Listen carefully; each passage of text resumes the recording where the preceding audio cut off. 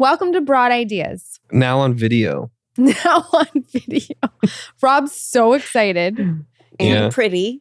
And he got thrilled. His coif, everything. Yeah. I came, He walked in. came camera ready today. You did. He walked in and I was like, why do you look so dapper? And Why you look so good? he's like, I gotta be on video. Can't wear my hat. He can't wear his hat anymore, his staple. What happens if you wear your hat? I'm going to try it. Okay. So I've thought about trying it at times. Me about too. a hat, pulling off a hat. And then putting the headphones over. Yeah, because sometimes Can't you you gotta put hide the hair. headphones like that and have it go down a and just be U? like super swag?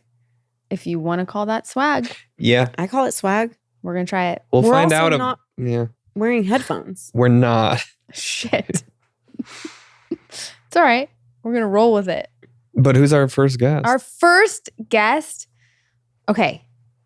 Now, I mean, no disrespect at all to all of the amazing guests we've had, because we have had so many. But I am going to go out on a limb here and say this probably was my favorite conversation because it was so beautiful. I won't give too much away. I may have teared up four more times. than one time. Olivia as well. Major fans. Roy Choi, who is a chef known for his Kogi truck here in LA, which is phenomenal. And he's an incredible person. Like his food, obviously, it's made with love. Like I can't say enough good things about this. Your love language, food. We also can't stop talking about it. We can't stop talking about him. You know how many, I have told this story. I'm like, Me too. I had the best conversation. Like I was totally geeked out over this conversation. Like I just, there was a lot of love. A lot of love. A lot of love. A lot of love. So I'm going to stop talking and we're going to let Roy talk. Let you love him. Yep. Let me love you. Sometimes when the world feels insane, you can take a little peek inside of Rachel's little brain. All these thoughts are swirling round and round inside. To join us on this journey as we take a little ride. We'll talk about dogs and kids and things. We'll talk about chicks and tampon strings. We'll talk about boys that'll make you cry. We'll talk about death, 'cause people die. Okay, let's start with the first thing I heard that I didn't know if it was a chef hack or just a cooking hack, but to use a can to pound and, tenderize your chicken. Yeah. Do you use the, you learned it from a friend? And Yes. Do you use like the can on its side or? On its side. On the side, Because right, otherwise it's uneven. And that would otherwise make, you get like, rings on it. Yeah. Yeah. When did you make chicken cutlets. with him? Was I there? I don't know. I don't remember. I just remember the tip.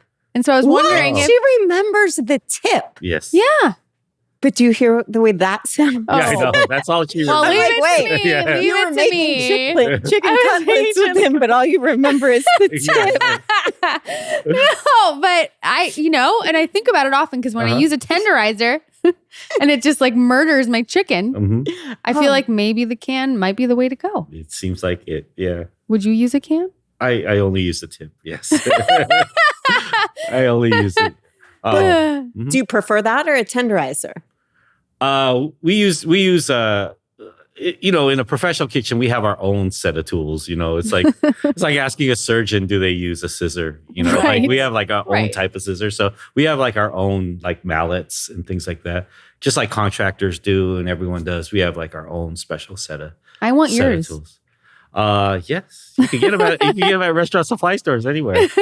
I need to know. They're all usually the tricks of the flat. trade. They're usually they usually have flat heads and they're made out of like one piece of constructed like stainless or metal. Or They don't something. have the spikes. You can use the spikes, but that's for a very specific purpose. That's for like making What? the spikes are mostly for like making like chicken fried steak or something like Really? that. Yeah. Like a cutlet, I like to pound extremely thin and smooth. Yeah. So very much like you would make any chicken parmesan or a tonkatsu or chicken cutlet. But the one with the spikes on it, yeah, that's it's for specific. chicken fried steak. It's very specific. This is really good to hear. This is good. I have a million I questions. love to cook. So yes, Yeah. of course. you do? I'm like, Okay, oh yeah, great. yeah. Like all of the cooking and the chef stuff is always fascinating to me. But first, how did this all like happen for you? Cooking? Yeah. Or was it something like you? podcast? Yeah, this podcast. Created. How did you get here and why? You're asking yourself why am I here? Why am I here? I had no idea you guys knew who I was. I'm like, when Of Rob kept telling course. me, like, you wanted to book me as a guest, I'm like, they want to book me? Yeah, Absolutely. Yes. Are you kidding? Of course, I know who you are, even if Yeah. I haven't tried Kogi, which I Yeah. need to. I definitely, Incredible. of course, know who you are. You're incredible. But yeah, I want to know, like, were you a little kid in the kitchen and it was your passion? Yeah, or- well, I grew up in a restaurant. So I grew up here in LA, and you know, for a lot of immigrant, especially Asian immigrant families, the restaurant or like a corner market or something food related is always like a kind of a business that a lot of us get into, because it's one that is in many cases vacant, because a lot of people don't want to work in the restaurant business back then. Also, you could get through it without having English as the main. You know, like if you land in this country and English is not your first language, it's like hard to get an office job, right? Because Right. like most of the work relies on communicating. Whereas at a restaurant, you can communicate in different ways. You don't have to necessarily use words. So that helps a lot. And also it's like, what's weird about with like and you see a lot with a lot of Asian immigrants and Latino immigrants is that, you know, food is like our way to figure out like how to transition into this country, because it's something. And you know what's weird is like, you think that a lot of these people were like chefs or restaurateurs or something like that before, but none of them were. It's just they're bringing, and you know what it is also a bridge back to like where you came from. Because when you leave a country and land in another country, one, you're doing it for opportunity, but no one really talks about like how much it hurts. You know, people think you're just fleeing a country and you never want to go back. But a lot of people flee because for whatever reason, it could be exile, it could be political, it could be financial, it could be whatever. But in your heart, it's like you still love where you came from and you still like want to feel those tastes. And like, you know, we all grow up with like childhood memories, you know, however fucked up that childhood could have been, you know? And so a lot of times the restaurant becomes a place where it becomes your only way back to kind of figuring out like how you could stay close to where you're from.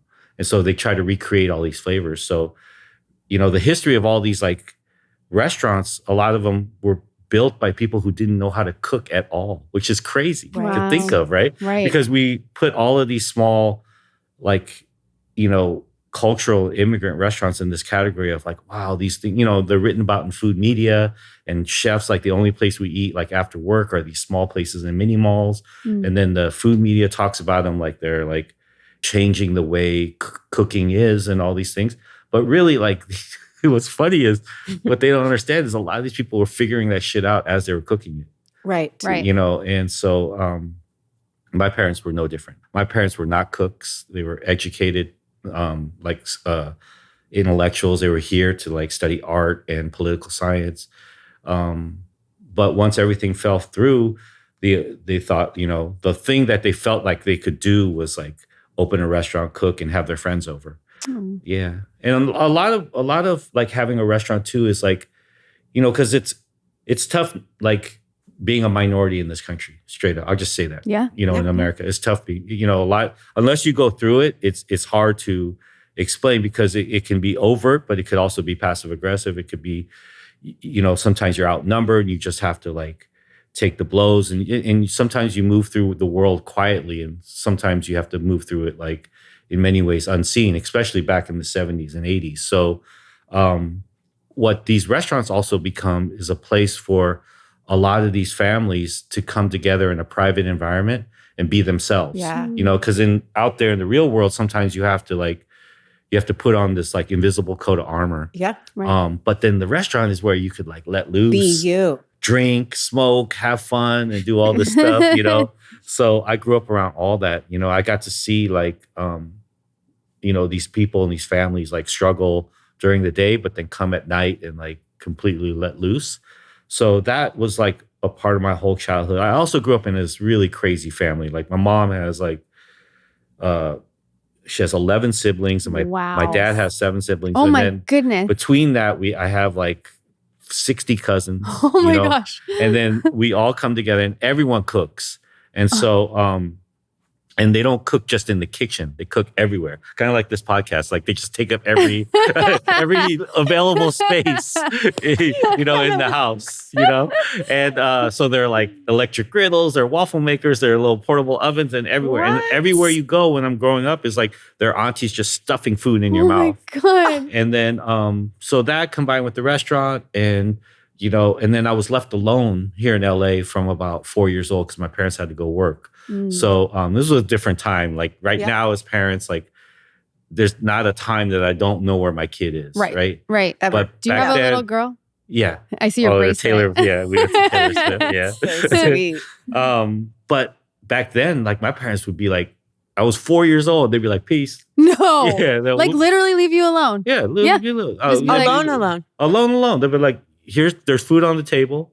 Here's a couple bucks. We got to go work. And then they come back at like 8 or 9 at night. And I'm just like, so I would roam the streets a lot on my own. But it wasn't just my parents. I'm picturing My son is 4. Yeah. I'm I can't picture Shepherd just like cruising. I can. I can too, actually. That's true. But the thing is, you have to have an environment that supports that, right? So it's a community. It's not just, no, I don't mean a community. What I mean by that is that it's not just my parents. It means the city, because you got to think of like, this was like the late 70s, early 80s, like, like we didn't even have like seatbelts in cars. No, and stuff right, like that. You know what I mean? right. And like what I was thinking was like, I used to walk around the streets and I get on the bus on my own. I'm a 4-year-old kid. Oh my I'm like God. 2 feet high. And I get on the bus and the bus driver just goes, what's up? I go, what's up? And then I could get off and I'm just walking through downtown or whatever, or, Oh and my then, God. Wait, this is insane. This is Yeah. insane. Yeah, it's crazy, and I right? love it. And then so through Where that, did you go? I'd go Koreatown. Well, I lived in Koreatown, so Yeah. I'd go to downtown, Yeah. straight down Olympic to downtown. He's like, I know the bus line. I'd go down to Crenshaw. I'd come across, go to the west side, to West Hollywood. Back then, it was before Beverly Center was built, so it was like there was like a little rodeo thing there. I'd go there. And then I go up to like Hollywood and stuff like, 5 years old, 4 or 5 Someone years needs old. to make this movie. I know. I tried. Hollywood's a What? tough place. It is, but they That's did so that. They did stupid. do a movie that I know inspired. Yeah. Chef. Yeah. Right? Yeah. I tried to sell the life story, the memoir. We got close. I mean, the Hollywood world. Yeah. We got close. I learned in Hollywood that there's a difference between selling and green lighting. And I didn't know that there was a difference. Because in my world, when you make a reservation, we give you a table, Like that's That's it. right. That's the world. That's what the Yeah. world should be. And then, so when I sold the script, I was just like, fuck yeah, like we're going to be on TV or a movie or whatever. And then I didn't realize there was a whole another process. So, but yeah, I just always thought that would be a great story. Like this 5-year-old kid Incredible. riding the bus around the city and like what's great about seeing the world when you're young is no one notices you, And I think that's why I grew up so quick is like when you're roaming the streets at 5, 6, 4 years old and you're going out and you go up and you order like, I'll have one taco, please, or I'll have this. But then when you're walking or riding the bus or walking through the streets, like no one notices you. And what I mean by that is like people do just like adults do their own shit. Like they'll do their vice or they'll do their crime or they'll do their thing. And like you as a kid just looking at it and like you could be like right there.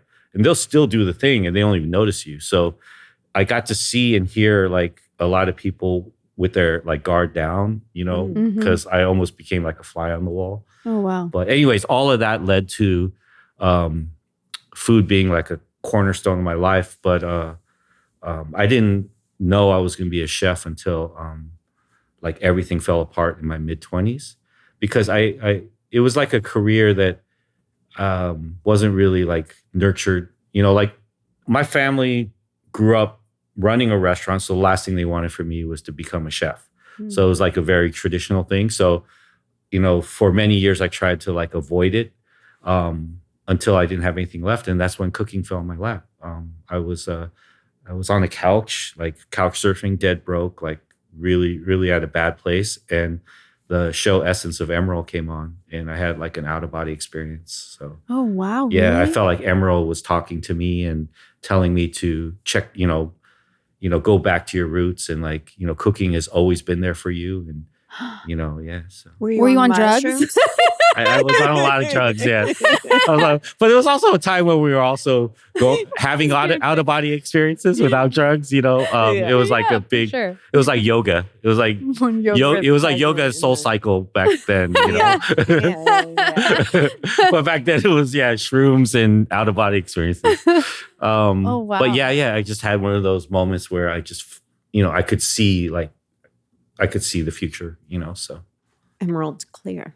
Yeah, you could see through that. You could see it through. Yeah. So, and that was in your mid-20s. Yeah. Right. Yeah, here in LA. Uh-huh. I'm just seeing this whole. I have this whole visual. I have you in my head as the little 4, 5, 6 roaming the streets, just like eating your food, and it's really mind blowing. And I can't stop thinking about it. Oh, yeah. And I want to see it. I totally want to see the movie. Yeah, you got to make the movie. We have to. It's not over. But of course you're going to grow up so fast because you're doing everything for yourself. Yes. Yeah. But the parents were there. It's just it was just understood that figure shit out on your own. Figure it out. But look at you now because of that, right? Yeah. You figured it out. It's different. But every generation I think has their own strengths and weaknesses. Like I think this generation, Gen Z, is going to be way smarter than we are, but they're not going to have a lot of the, some of the tactile, physical things that we went through. So those things in some way, I don't know if they'll ever have to be supplemented or learned because the world is going to become even more digital, and more experiential from a non-physical standpoint as it grows. So I don't know, but I know that they're definitely smarter than us because they have so much more information in their brains and access. But some of the beauty of discovering things I think is lost. Like I feel like back then you had that kind of Stand By Me life, where like let's go see a dead body or something like that, and just going to meet a friend is like the whole movie of Stand By Me because shit can happen. Right. And then you have to figure it out and you have to travel the distance and that's how you learn. But now you can learn everything virtually. So it's different, but that's such a good point. Yeah. I think that maybe we could get a mix of it because I've been imagining this world where we take, we stop, we have intervention. We stop having parents be so overprotective and we let kids kind of go out a little more. And then we find a middle ground. But we talk about that all the time. Yeah. Kids used to just play out in the street, go to the friend's house around the block. You didn't have constant contact or, you just definitely, even when we grew up, because, I was born early 80s and late 70s here. So it's the same kind of mentality before all that stuff came into play. You made an agreement. And those are things that I think were lost. You made an agreement, like you and I would say, let's meet at 7:00 right here. Right. Or if you tell your kid, go have fun, but be back or else you get your ass whooped. Yeah. And how, do you just have one kid? Yeah. And how old is she? She just went to college. Oh my God. Yeah. Really? Yeah. Just dropped her off last week. Are you serious? Yeah. That's so sweet. Oh, Where is she going? In New York. Oh my God. Yeah. Wow. I can't believe you have, that's just crazy. So to you were a young father.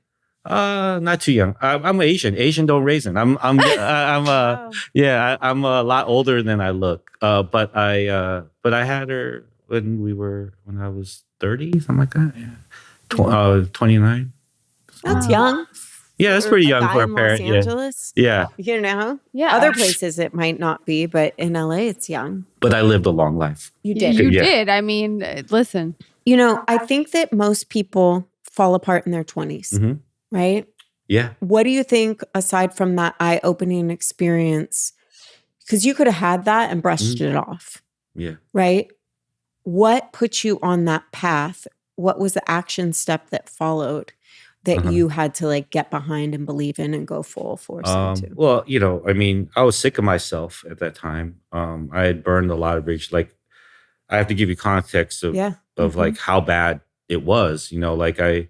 I was an alcoholic drunk. I was a gambling addict. I had burned every bridge in my life. I had stolen from everyone I knew and from my parents. I was couch surfing with maybe 2 or 3 people that left in the whole world that even gave a shit about me. I was I was an asshole. I was getting in fights all the time. I was drinking like crazy and just walking around belligerent in Koreatown, just being a menace, Yeah. and I was just sick of myself, but I didn't know how to change that. I didn't know how to get out of that, and when you're at that place in your 20s, it's everyone else's fault. It's not yours, For and the sure. world is against you, and there's anger, and there's you're mad because you haven't figured it out yet, and you're blaming everyone and everything else around you. And I just took it to the extreme. Everyone goes through that, but I just took it to the extreme, and that manifested not only within myself, in my thoughts, but it manifested in everything I was doing too. So that was where it was becoming dangerous, because we could all have those thoughts in our 20s, but still go to work and still like Some try of to us. and try to survive during the day, but I couldn't do it. So I was like going AWOL on everything, and then finally just everything came to a head. And I was on that day that I was on that couch, a lot of shit had happened. I was pretty much, probably because I was gambling a lot at that time, and I owed a lot of people money. I was kind of on the run in a way. Mhm. And then at that exact juncture, I had gotten like jumped and beaten up. I owed a lot of people money. I was on the couch. I was just gambling like crazy. I was like going to the casino and just like begging for change and money. I was literally one step away from either killing myself, killing someone, going to jail, or having sex for money. I mean, that's where I was. I mean, this is a podcast, so I just want to make it all juicy for you guys. We want it all. I'm not holding back.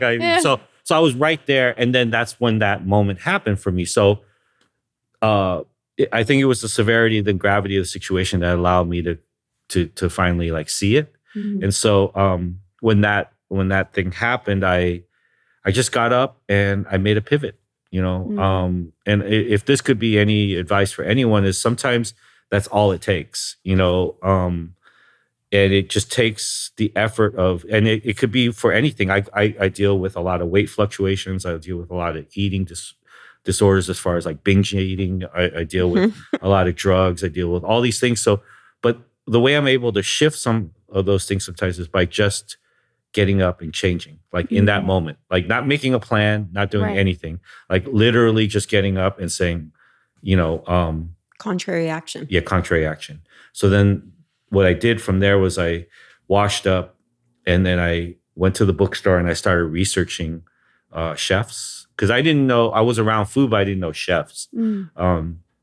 And then I would spend hours just, in the bookstore reading about chefs. And then I just started to make a plan, I finally went back home. And the great thing about my family and being in a family, especially like we started off talking about immigrant families, a lot of immigrant families, is that no matter what you do, they always welcome you back. They'll always take you back. I got a lot of homies where their parents don't take them back. Right. But I was lucky that my parents, took me back. So they gave me a place to kind of like restore myself and figure things out. And I just started building the pieces back. And then I built it all with the idea of getting back to who I truly was. So I started, to pay everyone back and develop a plan. I started to figure out how I could get out to New York to start to cook professionally. And but that all happened just like that.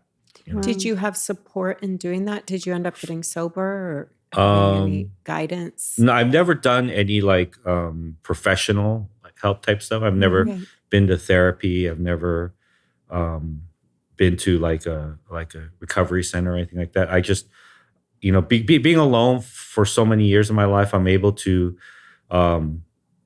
just like be stubborn and manifest my own Wow. my own change in whatever I do. Wow. That's just been something I've done my whole life.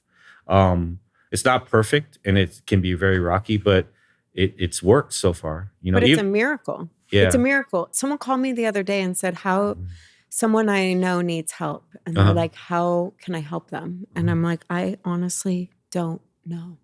I don't know how to get people to want to change. And so for you to wake up one day and want to change and Yeah. actually do it and have the life that you've created today is an absolute miracle. It is. It's so inspirational. Yeah, I guess so. Thank you. I mean, It really it is yeah. because when you say that, I think about a lot of, because I manage a lot of people every day, you know, running a kitchen, we consider a family, but I'm in charge of, or I lead, or people look up to me for advice.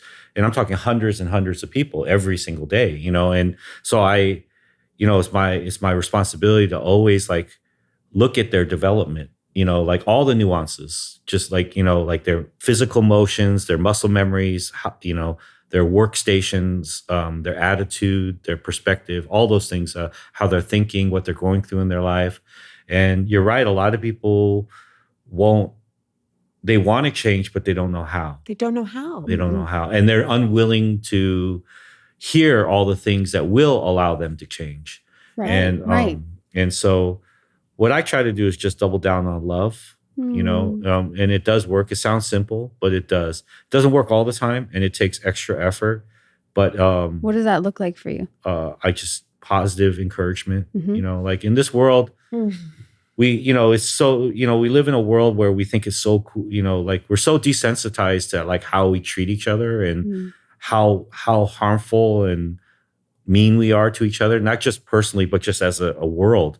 And then you know, we ridicule people that are, you know, kind and giving and loving. And so and we take away the strength and the power behind it. And I just, being in the position that I am, I just try to double down on that because I'm not embarrassed by it. You know, I'm not embarrassed or scared to express those things to my team. So I just constantly give them positive reinforcement. I tell them how great they are doing, and I always lead with the positive comment. You know, and then I ask them when I'm ready to criticize. I ask them, are you okay if we talk about this? And if you're not, tell me when you are okay, because we got to talk about it, you know. And what they, I think, rely on or believe in is that I'll never not come back to it, because, you know, we all fuck up. So like, let's say someone's fucking up, like if they're not ready to hear it right now, it's not like I'll just brush it aside. Right. And I think a lot of the people that work on my teams, they appreciate that, because I'll always come back to it. A lot of us as cooks in the kitchen, we come from very tough environments, whether it's a broken home, whether it's not being loved, whether it's abuse, whether it's addiction, whatever. So a lot of the times, most of their life are filled with situations and people that abandon them, you know? So to have this moment to where someone's not going to abandon you no matter what, I think that's how it works for me. You're making him like getting You're- emotional. No, you're beautiful. I'm like, can You're you beautiful. run our country? No, I mean, especially to me, it hits my heart so deeply to see a man be able to stand in love. Yeah. And like, I'm raising 2 boys, and that's all I would want for them is to lead with love. Yeah. And I'm just pretty blown away by you, and wonder, like, are your parents incredible leaders? Was this modeled to you? Or do you feel like you were born just knowing these things? Or where did you gather? That's a great question. I think that I think it's a mixture of all of those. I mean, my parents are definitely leaders in their own right, and they definitely are a big facet of who I've become, but they're not the only facet. You know, I grew up also on the streets around a lot of what we call OGs, where I saw the way people moved, and I saw older people and how in the advice that they gave, or the gems of wisdom that they would lay on me, or how they acted in situations. You know, being in the kitchen, just being around food and seeing how it transformed people. It just informed a lot of who I was early on. And then I just think personally, you know, I haven't verified this, but I think that I have some sort of psychic abilities. Yeah, you know, you or do. I was born into that. And they haven't been sharpened or refined or anything, but I'm able to connect to different rhythms and algorithms and things within, and I'm able to see how I'm able to, I guess the best way I could describe it is, and it happened with Kogi too, you know, I'm able to see kind of like option A and option B before option A and option B happen, you know? And it doesn't mean I'll always choose the best option. Right. It's just I'm able to see it a little bit. Wow. And sometimes it comes in fuzzy, like the old TV Channel 3 in between stations. Sometimes it comes in clear. Sometimes it comes in warped, whatever. But I'm able to see those things. So I'm able to like, it's informed a lot of like how I have become as a person, you know, and what I'm willing to like, it's helped me like confront greed. It's helped me confront money and my choices around like building projects that aren't solely based on profit, you know, because I don't know if you know like all the things that I do, but a lot of like the choices that I make as an adult in business aren't around just profit. Like I spend probably half of my energy and effort in working on, you know, equity and equality and social justice and bringing equity within the food space. And I'll spend half of my energy working on those projects, which, you know, is not like how we're built up in this capitalist society to act. So, and I'm not saying these things in terms of being a hero. I'm saying them in terms of like, this is what informs my decisions, because I can see that, you know, in this situation, you're meant to do this. Right. Even if you can make money here, you're meant to do it here. And so that's how I make those choices. You know? And when it comes to the social justice and it comes to those causes, what is the thing that grabs your heart the most? Well, it's always around food, pretty much. You know, it can get deeper and bigger. I'm just not a trained intellectual, so I can't delve into policy or politics or things like that. But on the ground, like I can make shit happen. You can make fucking. You can make shit happen. You can make a taco. Yeah, I can make shit happen. I can move people. I can move situations. I can move moments. I can walk through any hood in this city, in this country, and get with the leaders and be like, yo, code switch. Let's do this. Let's feed people. And so for me, it's really about giving people jobs, feeding the youth, bringing in nutritious food and opportunities, exposure, and then bringing attention. So the last piece to it all, the first like 5 elements are like the foundational structures of just, you know, filling in the void that exists. Yeah. Because the void is real, whether or not people want to admit it or not. Because if you don't live it, if you don't live south of the 10 here, or if you don't live in the inner cities in America, or if you don't live in public school systems where a lot of resources are stripped away, you may think that it's just not as bad as it really is. But if you do live within it or come from it, what you'll understand, it is even worse than you imagine. You know, you know, there's no nutrition in any of the foods. There's no Wi-Fi, no coffee shops. There's no jobs. There's no access to the proper information. There are no restaurants. There's no chefs. There's no job opportunities, things like that. So for us, what it is just about bringing, you know, these just basic fundamental life opportunities.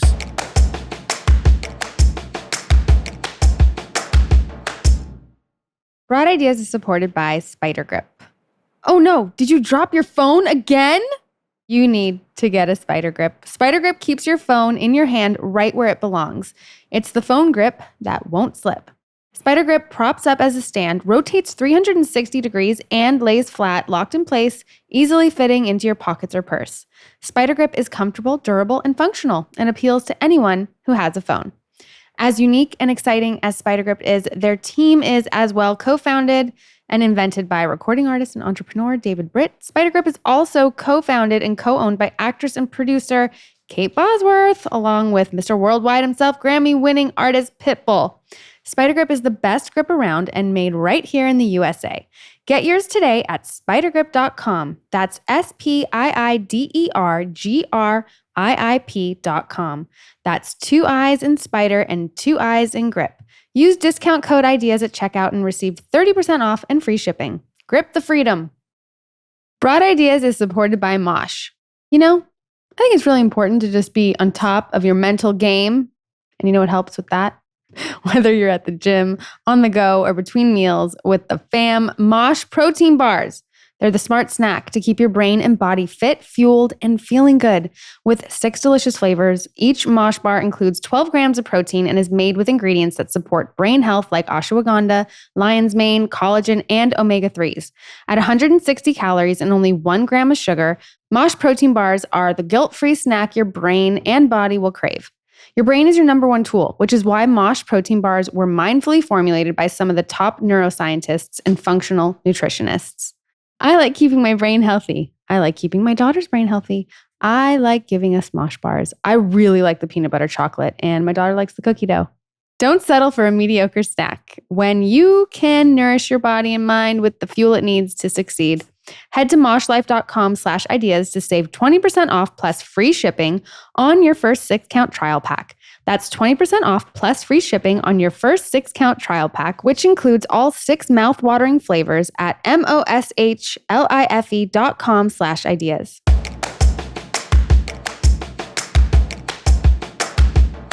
Do you do anything with prisoners? I'm like my brother. I have my brother living with me who just got out of prison. Oh, that's been what's up. in and out his whole life.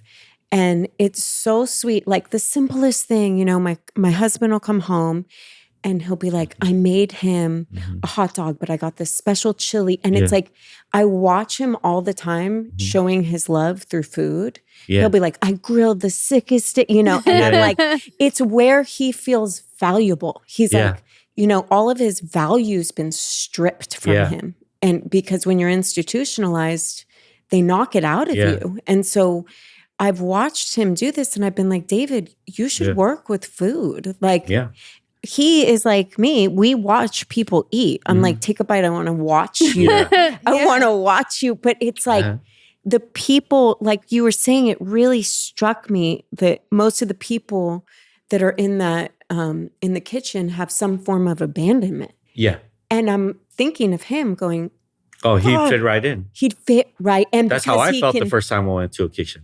That's how he talks. Right? And he knows how to, like, it's all about the culture and like wisdom and the love and all of that. But I don't know if you've done work around. You're like, can you give him a I job? work with everybody. Yeah, he's welcome. I work with anyone who's on the fray, on the fringe, any outcast, because that's me. That's who, that's who I work with all day, every day. And a lot of it is manifested through how you communicate, for sure. And again, going back to doubling down on love, because a lot of folks from communities that are abandoned, they know what abandonment looks like, whether it's governmental abandonment, whether it's parental, or whether it's, relationship wise, or just anything, or just the world or the universe, or all usually of it, or systematic. Yeah. And so what happens is when something comes through and is honest and is true, and there are no ulterior motives, everyone can feel it, and everyone's attracted to it. And and that's what I try to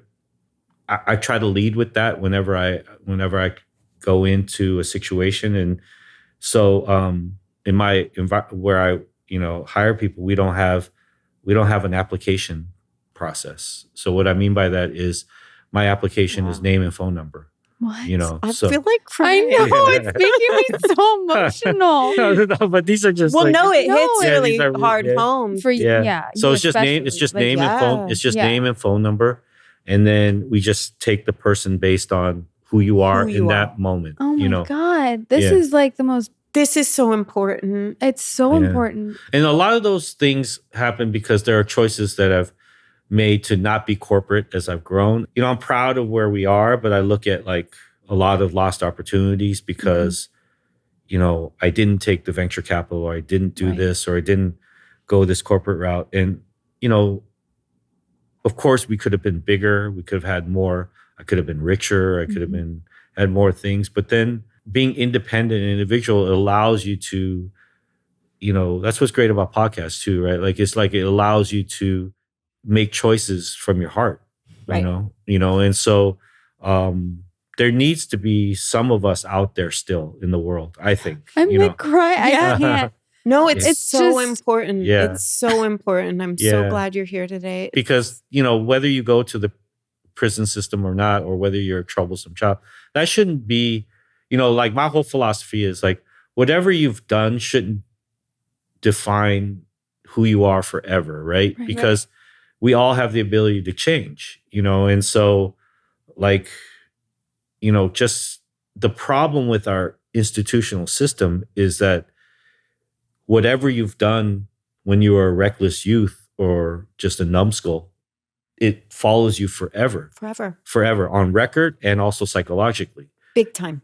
So then what happens is that person is never able to dig themselves out because they've been pushed down so far that they have no confidence in themselves. Yep. And then whenever they do build up the confidence, like what you're talking about with your brother, they just get shut down because they could be right for the job, but then they say, "Oh, you have a felony right. on your record." Yeah, and they said, it's really tragic what happens in there too, is because they strip them of dignity and purpose, and then little things they do that you don't realize that on the outside you would never know. Did he serve here in California, or he's literally been in and out since 6th grade, and he just turned 50. And heart of absolute gold, but he had a drug problem, Was it state level or federal? Or state, I believe. State, yeah. Yeah. So that's tough. In California? Yeah. In California. Oh, he's got like big muscles, he did the building of the muscles instead of the... And no legs. Just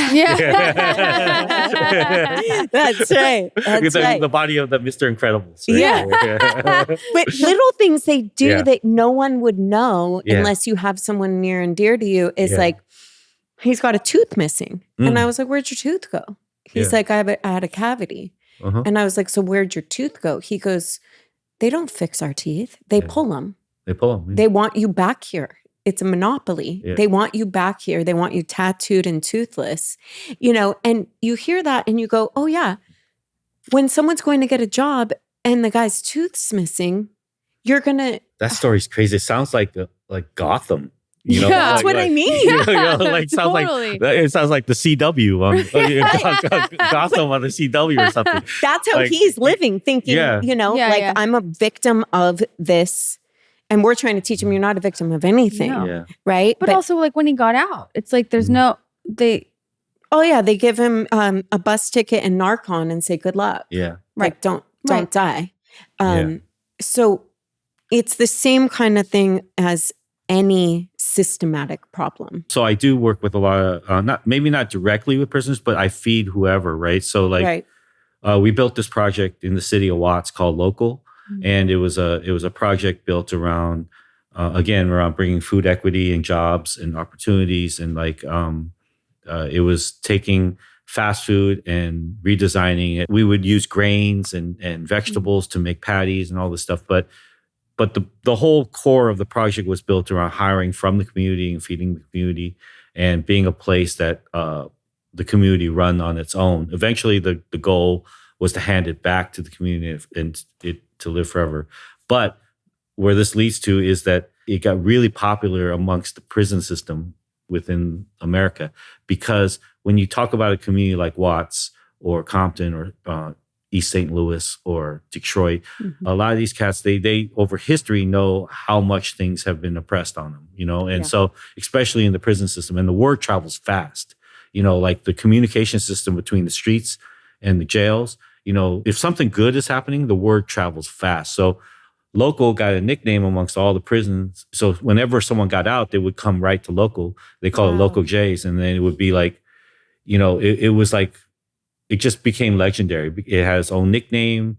If you think about it, a project being built on 103rd and Grape Street, like it was just unheard of, So like a lot of these cats that were, in the pen for like 10 years, 15 years, like they're like, no, not my 103rd Street. No way could that ever happen there. So then they're just sitting there and their mind is just like racing. They're like, what is going on?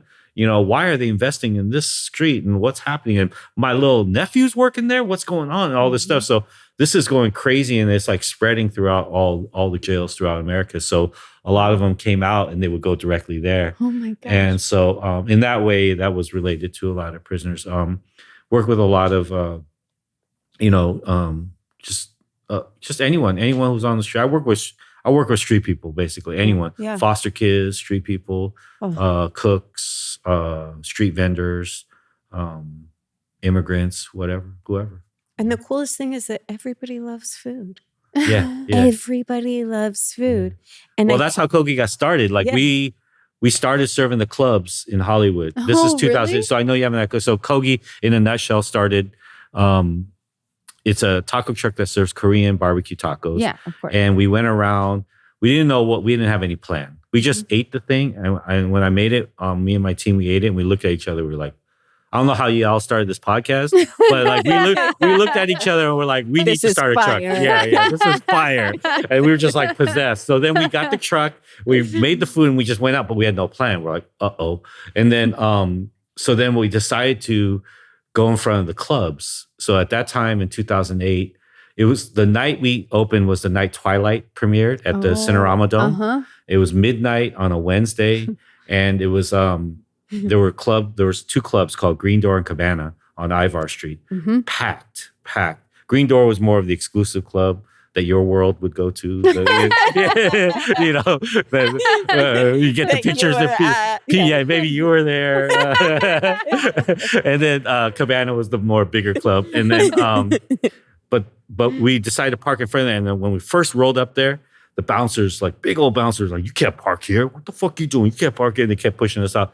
And then in that moment, I just had a quick reaction. So I took the burritos and I gave it to them. Yep. And then I said, listen, man, like, we hear you. We totally get you. Just take a bite of this burrito. And then after you take a bite, let me know if we still got to move. And then they took a bite and then you could park right here. Bro. Right here.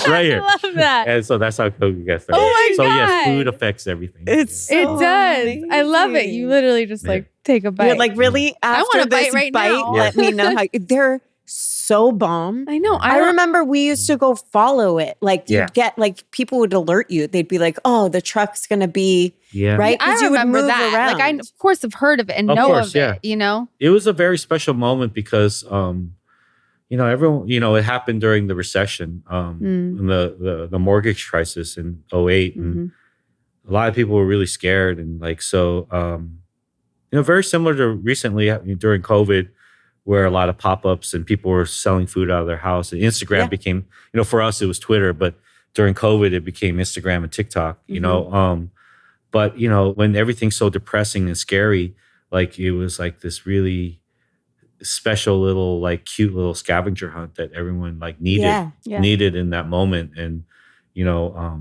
we're just really happy that we were that person, Yeah, it started a whole revelation of the food trucks. Revolution.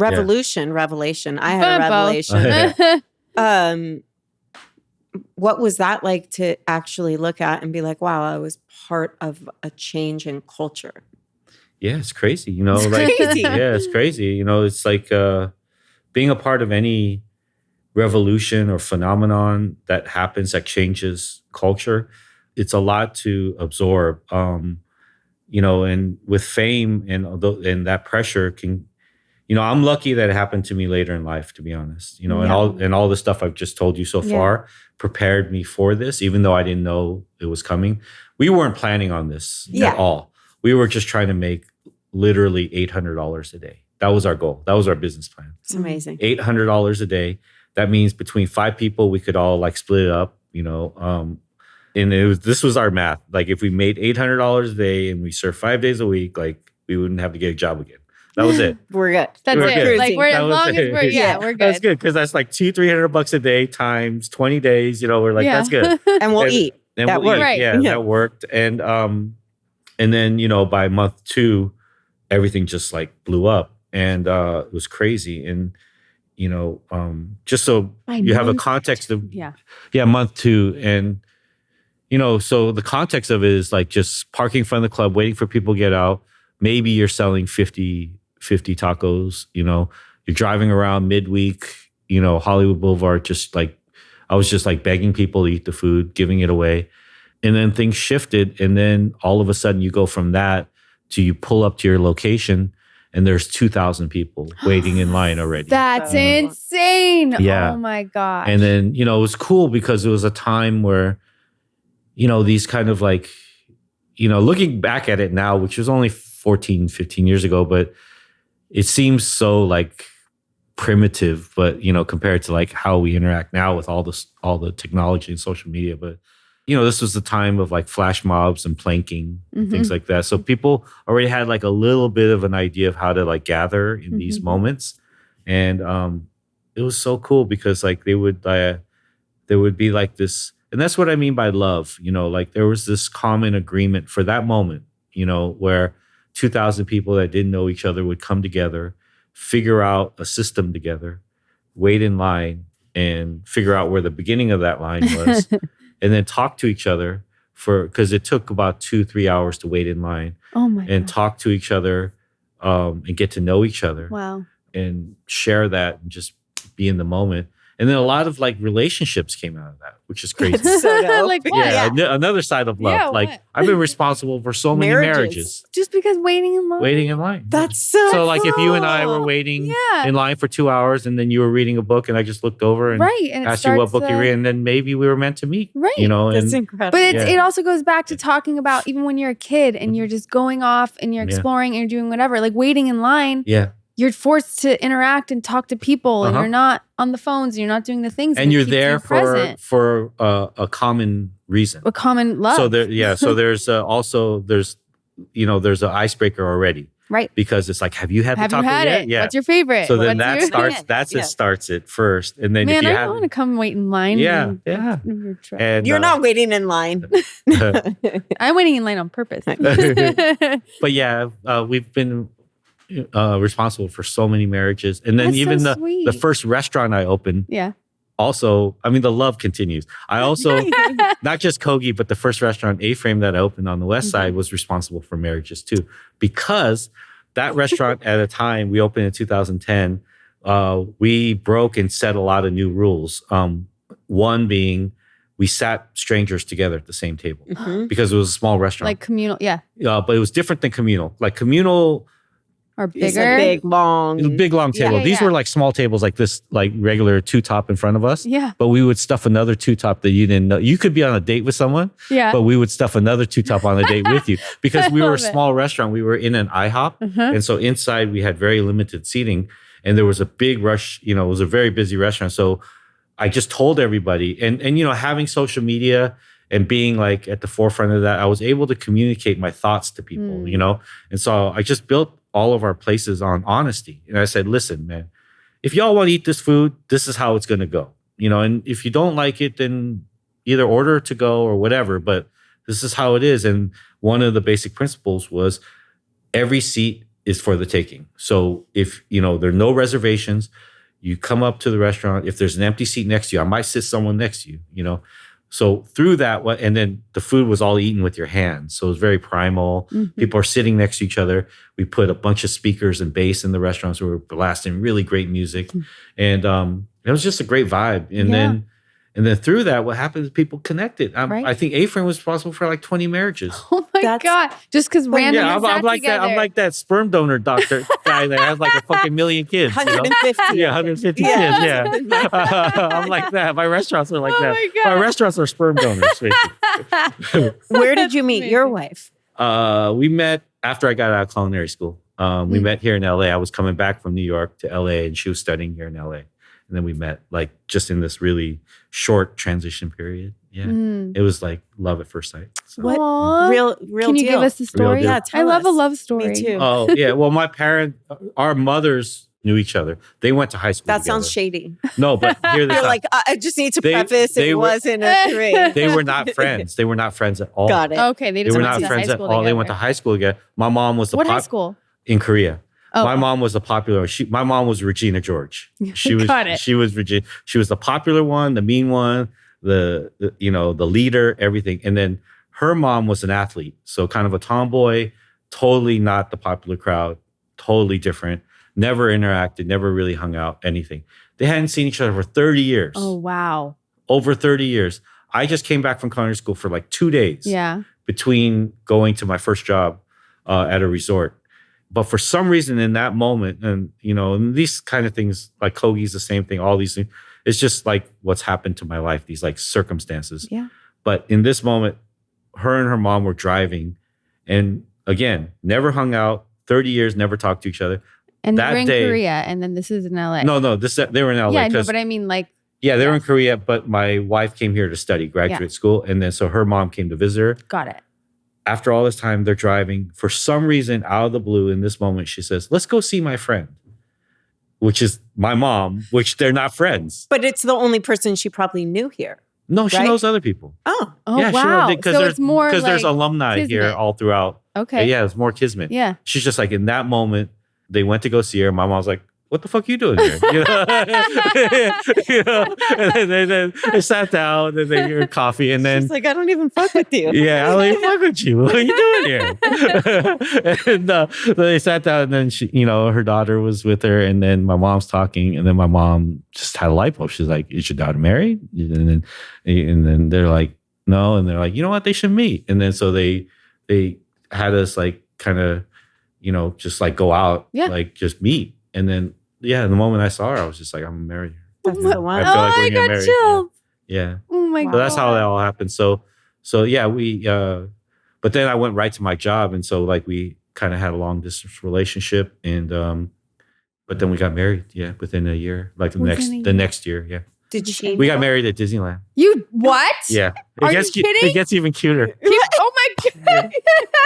Mickey and we we weren't rich at that time, so we scraped up all the money that we had to rent Mickey because when you get married To marry you? when you get married at Disneyland, they also offer the package.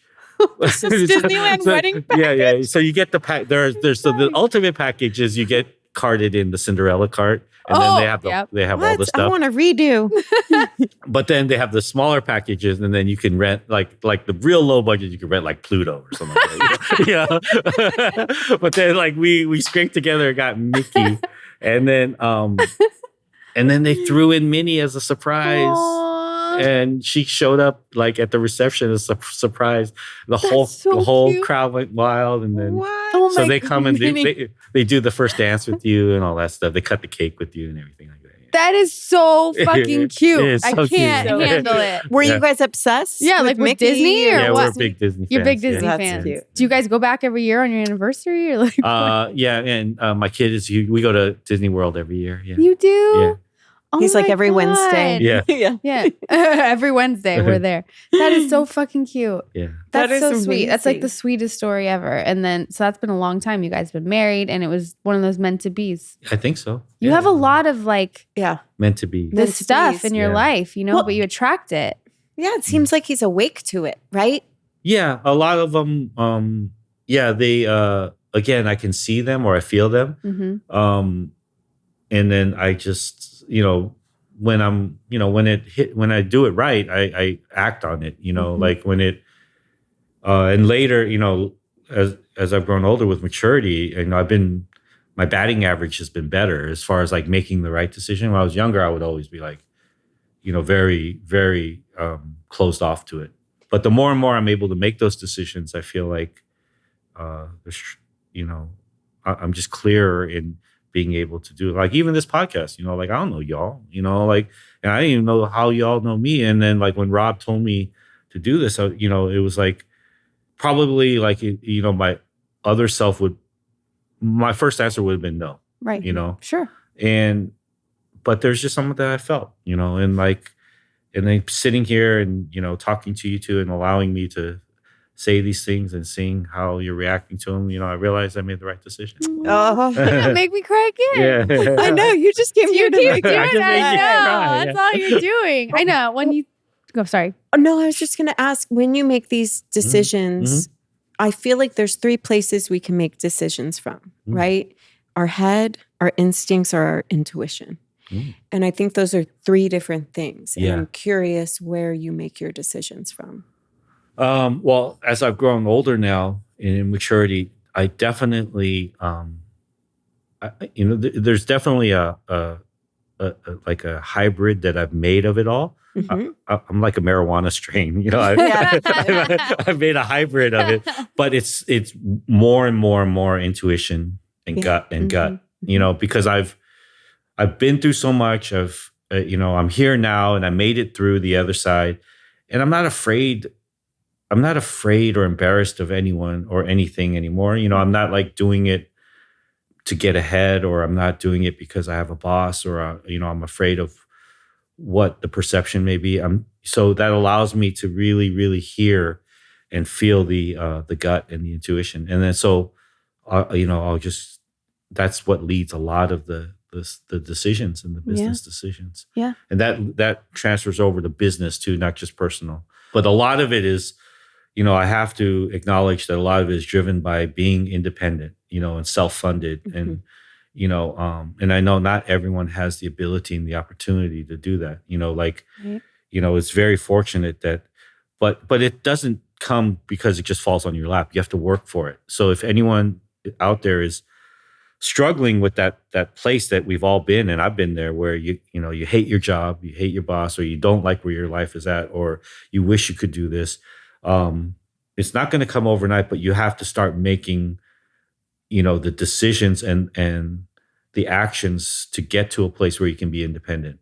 But then that also requires you being honest with your own level of greed and ego and all those things. It's a lot of stuff, but you can have, there's so many things that I turned down because it would chip away at my freedom. Right. Wow. Right. And I look at that and I'm like, and I have to sometimes, I have a team that works really closely with me that has been with me for like over a decade. So they understand a lot of my abstract decisions, but sometimes I still have to sit them down because I want to be fair to them, because sometimes those decisions affect them, or they could be richer because of that, or they could, have a better life. But I try to explain why that if you look at the whole picture, it may feel better now, but this is where we're going to end up if we take this deal. Like we're going to lose this. And although this, what I mean by this is this freedom may not be bringing in any revenue right now, it's something that's also extremely precious and needs to be protected. And so that's what drives me a lot.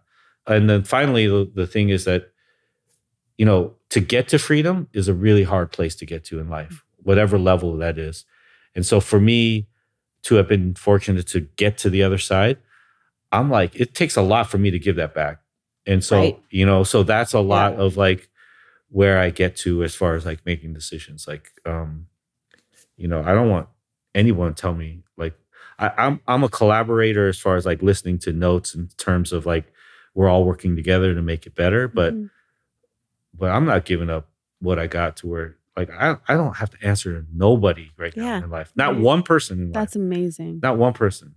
Maybe my wife and my kid, maybe, but that's not like obligation wise. That's because I want to. Aww. But as far as like anything else, like I don't have to do anything that anyone ever wants me to do. So when you think about that, then that's not selfishness. What it does is it drives you to like really dig deep and do the things that you think are right. And fulfilling. Which it's like empty calories in food versus nourishing food. Exactly. You're choosing the nourishment versus the empty calories. And then I'm allowed to take that nourishment and cook food or make projects that make other people feel that too, Yeah. And so, this world is so built on scale. And so it's like the only thing that I'm giving up really is scale. Like a lot of business people look at me like, you should have 100 of those, or what's your exit strategy? Or like, how are you going to scale this if you do everything yourself and all this stuff? And I just tell them like, I'm not looking for scale. And what I try to tell people is like, okay, if you're coming at me with those questions, why don't you jump in and help me then? Like this is what we do. So if you feel like this is special, then take your acumen and adjust it to this, and let's make it bigger. Let's scale this. Let's scale this. Right. But don't make me give up this to become that. So do you know the 4-hour work week? I've heard of it, yeah. So there's this story, I don't know if you know it, but I love it. It's this fisherman, and he's got like a little fishing boat. I'm going to screw the story, but it's basically what you're saying.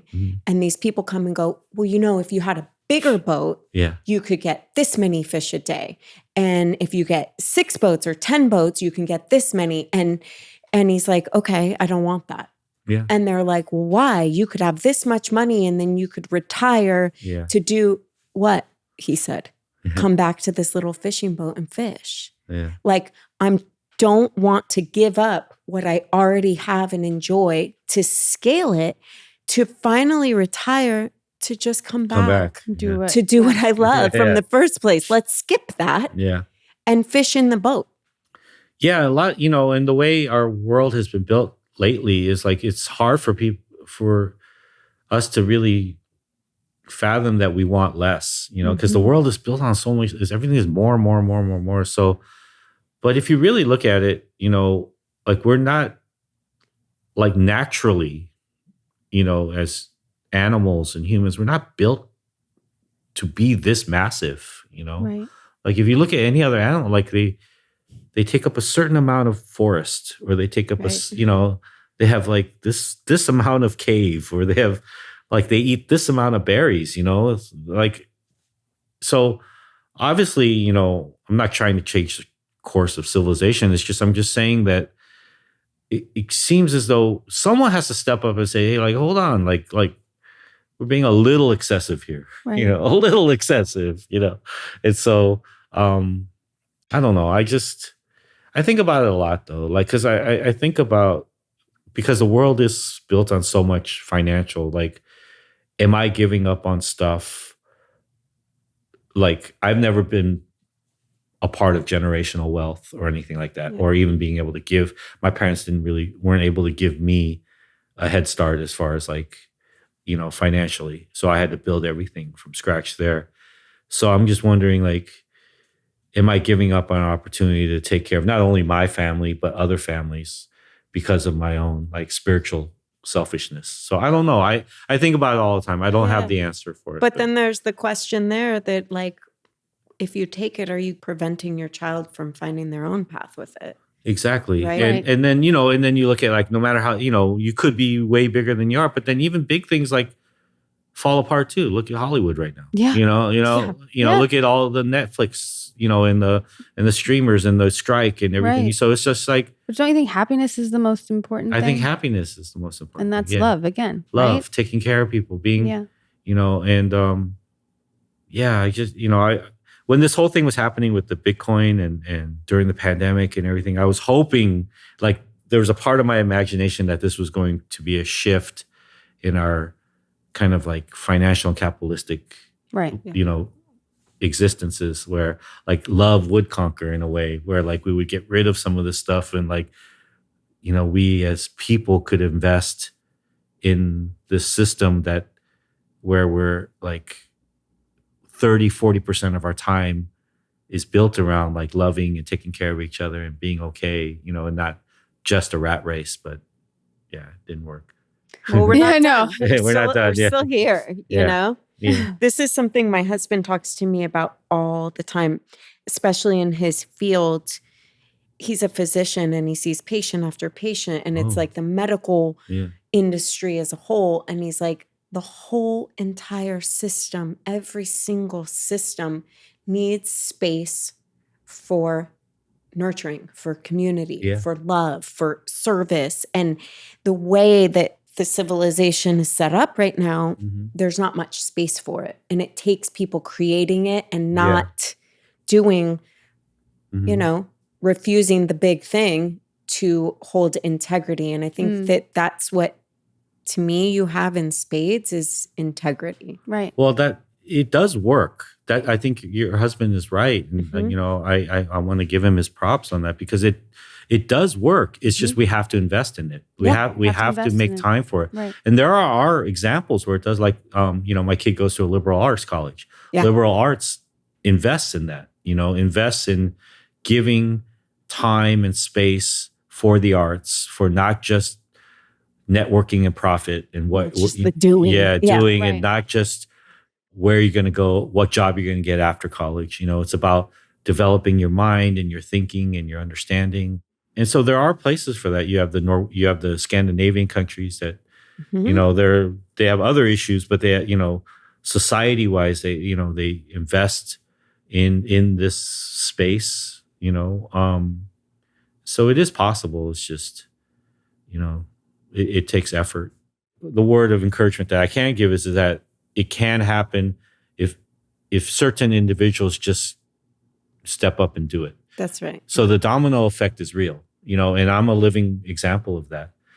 Selling one taco, begging people to eat it, into dominoing and not wavering on that fundamental first philosophy of sharing, loving. Our food prices haven't changed in 15 years, Really? because the purpose, pretty much Kogi has gone from making like a little profit to pretty much just being almost a nonprofit.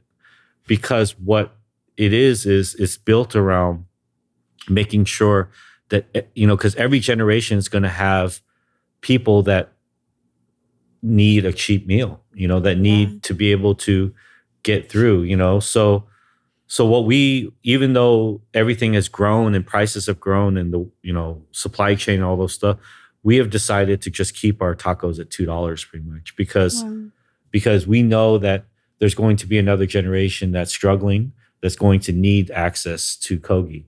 But then the domino effect of that, of staying true to that, has blossomed into many other things, opportunities, for myself in entertainment, building restaurants, doing all these things. But keeping that one thing where it's at has allowed the other things to grow.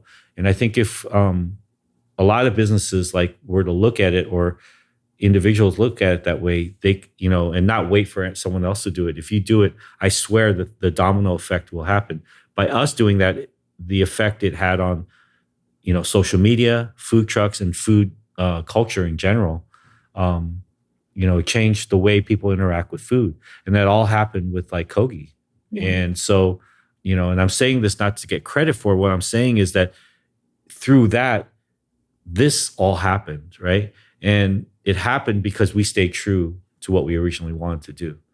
And imagine if that happened in other spaces, that's what I'm saying. And then all of a sudden we would have a shift in culture to where these businesses that we really, really look up to or want to be a part of are making these choices, And I do think you deserve a little credit for it. You may not want to give it, but I do. And I think you deserve credit for sticking to something that mattered to you and the way you lead, and that sets you apart and has helped change the course of, think about how many people are employed, not just in your company, but I just went to a thing the other night. It's all food trucks. Yeah. Right. Think of the wealth that creates, not just in your life. And that's what abundance is. It's not about how big something can get. It's what kind of impact it has. Absolutely. Yeah. And you've made a huge impact. Yeah. Thank you. Yeah, I'm very proud of it. Yeah. Thank you. And the one thing I wanted to say when you said you go with, your intuition, and I find, and as I've gotten older, when you go with your mind, fear is always at the forefront. Yes. And so I do the same. If I follow my intuition, and then once that sees it, through, you're like, it was the right decision. It was. And then you use your brain to help your intuition, right? Instead of leading with your brain. I think that's the best way. Yeah. Is we always second guess our gut because because a lot of times the way the world is set up, or the way we're taught, is we're not supposed to be that reckless or that or tune into that as much. We're supposed to be a little more careful. But I think it's the other way around. I think that intuition is usually right, whether it's in a test, or whether it's in anything. And then but then that with no training or no thought can also become reckless. So I think if you take that, follow that first, and then apply your thinking to that, again, then you get your hybrid strain. There you go. We're coming up with a really good strain here. Yes, we are. You basically channel is what you do. You channel. Yeah. Yeah. No, I'm saying you do. Me. Yeah, I do. Yeah. Yeah, 100%. And I'm getting better with it every day I'm here because of going back to the freedom. Right. So what happens is, because I made those decisions to not take the money or to grow or all those things, it strengthened my freedom and it strengthened my channeling. So then now as I grow better with it, I'm better with it, because I have more strength behind it.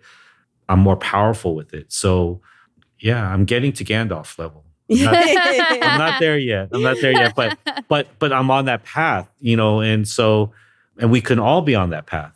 I'm just trying to show you that I'm a living example of if you are able to have the courage and the strength to weather through and make these decisions, you will start to be able to get to that place where you can channel things and get to a different level. Yeah. I was going to ask you like how you stay so humble through it all with the, getting famous and the success and all of that. But then I realized I didn't need to ask you that because it is you channeling. And I've noticed when people do channel, when they're in their zone and their flow of life, they typically stay humble because they know that they don't have much to do with it other than getting out of the way. Yeah, getting out of the way and just tuning into it and knowing that it's not just about you or, or it's not about winning, Right. It's not about anything like that. It's just, that's how it is. And that's why I think food is such a perfect profession for me because, and that's why I have a lot of issues with like food competition shows, really? because I don't mind them. They're fun entertainment and I don't mind being like a guest judge once in a while, but I don't see the purpose of beating someone in food. And that's just me, but I don't understand what it is that you get out of it. It's not really a sport.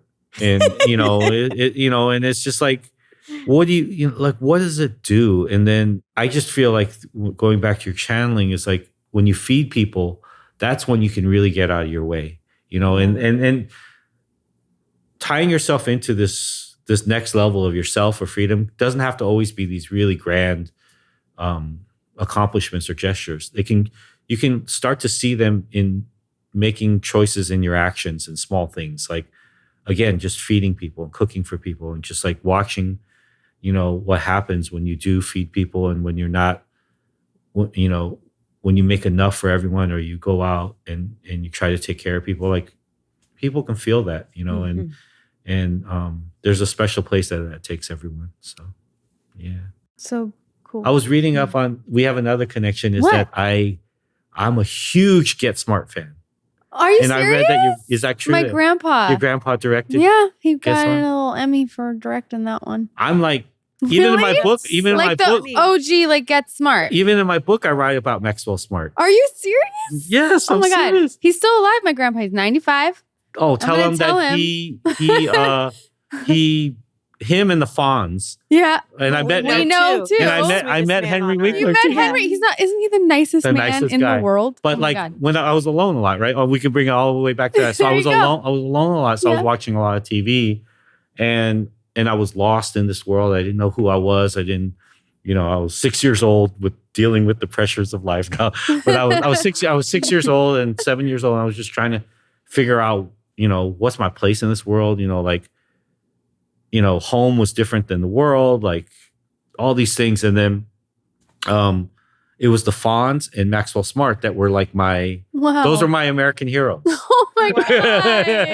That's so cool. Yeah. And the Fonz was the cool one. And then Maxwell Smart was like, that was like who I wanted to be. That's what I thought, like, if I ever become American and I figure this thing out and like, and I become an adult, like I want to be like him, and Wow. Yeah, That is so cool. yeah. I am going to share that story. He's going to really like that. That is so cool. And you do remind me of the Fonz. Oh, I met him when I was 5 or 6 years old. You met him then? Yeah. So what happened was one of our neighbors, or down the street, like in the other apartment, she worked at Paramount, and then her kid and me were like kind of casual friends. And then one day she had like a couple passes to like go and see a taping for Happy Days, and then so she brought us there, and then she brought us backstage, and then to the dressing room because she knew how big of a fan of the Fonz I was. And I used to wear like a fake love leather it. jacket. Oh my God. And I used to put my thumbs up everywhere That's I so go. cute. And then so she brought me back there. And now as an adult, I look back at the whole situation and I know exactly what he was doing at that time. Now as an adult, someone who's worked in entertainment, like it was probably like mid-afternoon. He was probably in between scenes or something. He was in his dressing room just having a moment. He was, I think, getting his makeup touched up or things like that. So it was just like that like moment of time. But he like stopped everything and like just like gave us like all his attention for like 5-10 minutes. And Yeah, it was really cool. That's It so was cool. really cool. He was so He's present. so kind. He and is. his daughter's doing beautiful Mhm. work. Too, And his son, I think, is involved in food too in some way, or loves food. loves food. Yeah, but loves his food. daughter has a Nonprofit. nonprofit called This Is About Humanity. Yeah. Where Oh, they yeah. go. Have you heard They of just that? did the big thing. Yeah, they did Yes. Yeah, with all the tacos and everything. Yeah. Yeah. Yeah. Yeah, they're so I was looking at that great. picture. Jeff Bezos' hand was a little tight around Kim Kardashian. I was like, whoa. We're gonna revisit those pictures. Yeah, Yeah, go look I at that. gotta Go look take at a that picture. little- And look Take at a that. look. Look at that hand. It was a little tight. I believe it. I believe you. Oh, that's hilarious. That's hilarious. Oh my God. Roy, I'm so happy that you Oh. agreed to come and Thank do you. this. And you're fucking amazing. Oh, I'm thank you so so inspired by you. And you made me cry maybe 4 times today. So you're doing a good job. Yes. You get Couldn't me be to more cry. grateful. So grateful. Thank you so It's much. beautiful. Thank Thank you. you.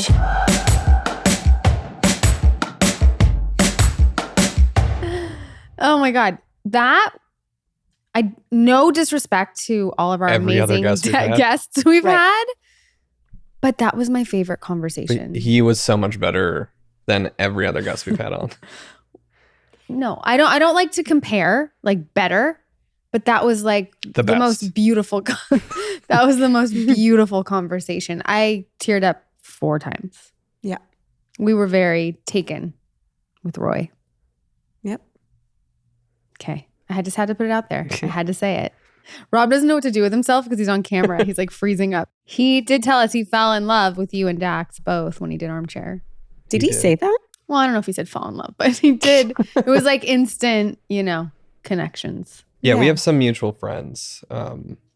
So when he came on, we bonded quickly. Oh, he did say that you guys share music and food.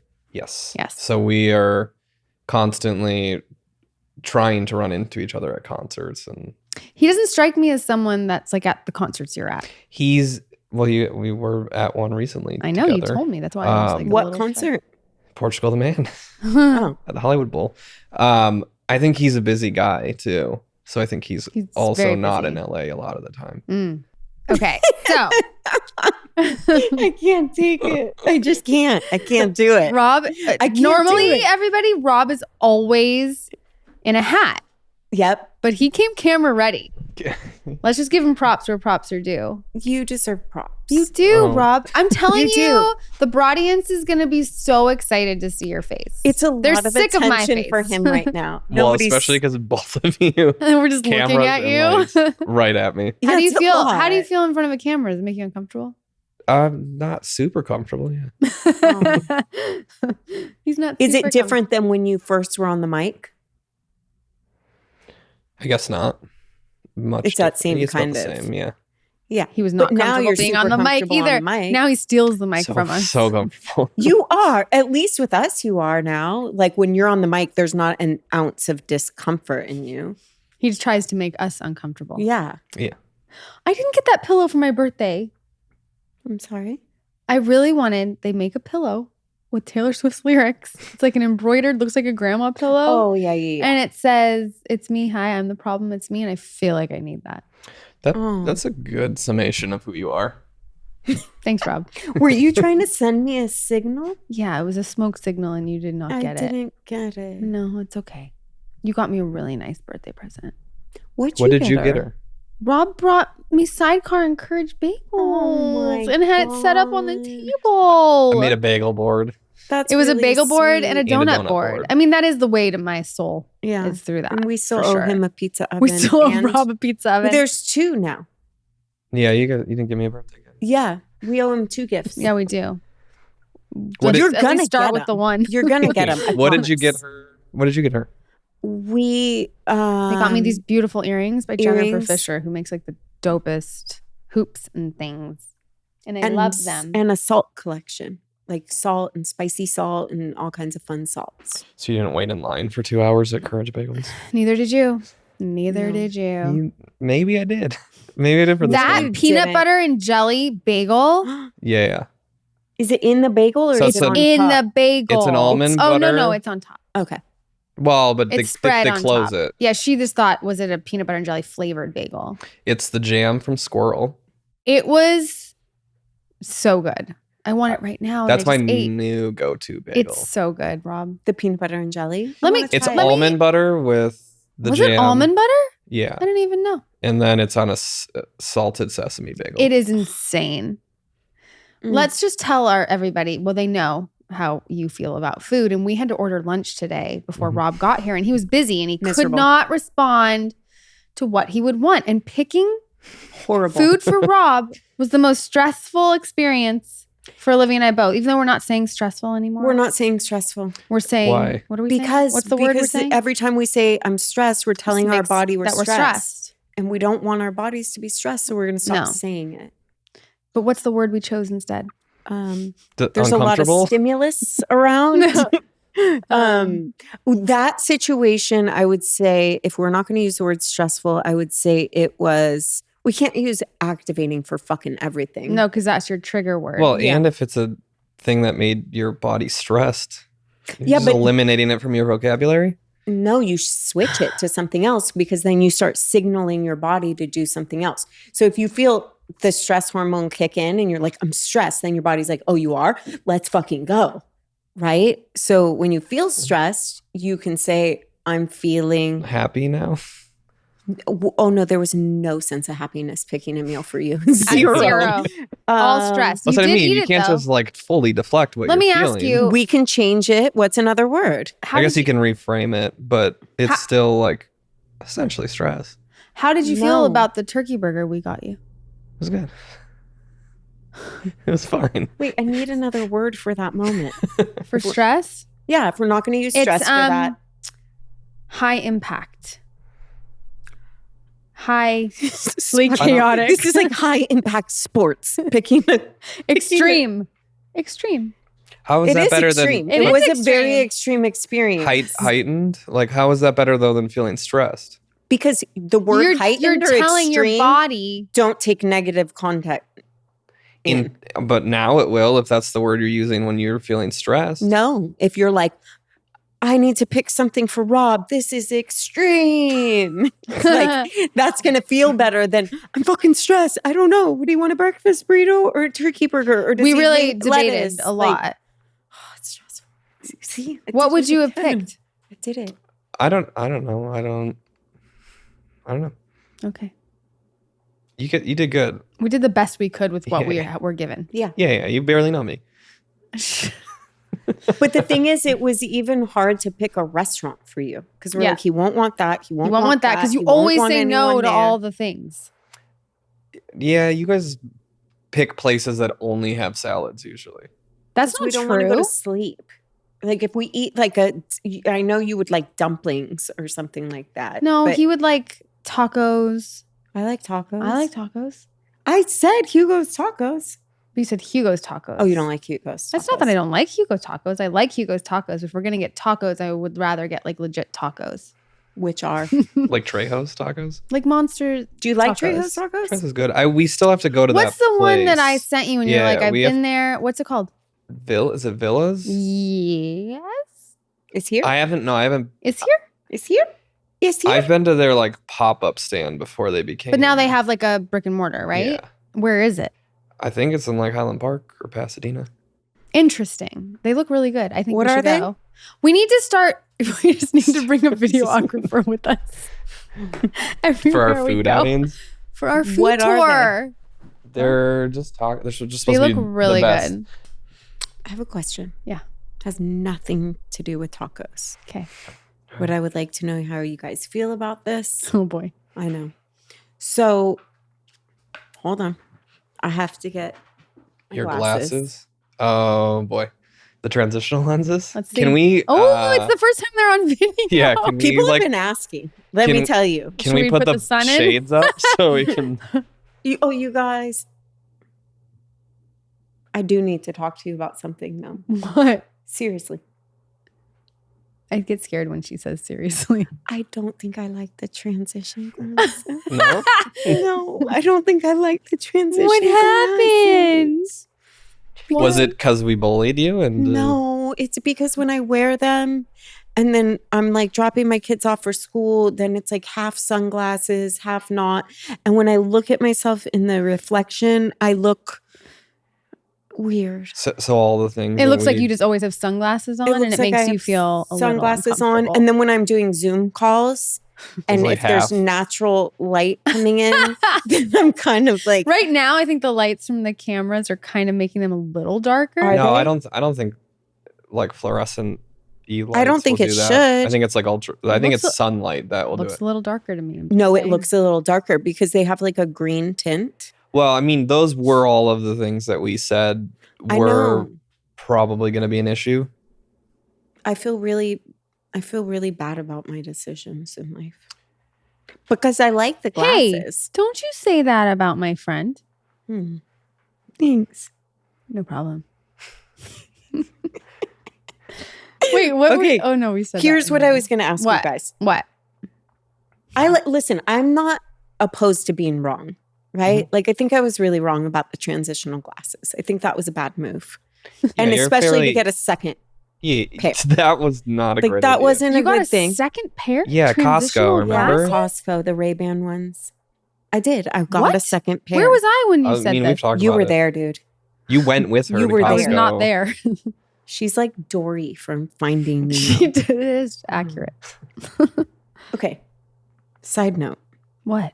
So I just want to know what you guys think about this. Sarah Jessica Parker said her attitude, she was talking about her attitude towards wellness and toxic nature of self-care as a societal construct. I think the concept of self-care makes people feel terrible and lousy and isolated that they can't afford access to or even dream of self-care. And so I know I push it on you a lot, right? Mm-hmm. Because you But she's a rich celebrity. because that she's has a rich time celebrity to that has time. practice self-care. Hey, What? what the hell? It's true. But Let us get there. We're getting there. but You guys are in cahoots over here? What? I want to know, one, how you guys feel about that. Do you think that that's accurate? And do you think that someone could build into their day no matter what their Yeah, no, circumstances I- are? Yeah. I not trust me, I love Go ahead. Sarah Jessica Parker, but But I think that but it's first of all, that's like a quote taken out of something, right?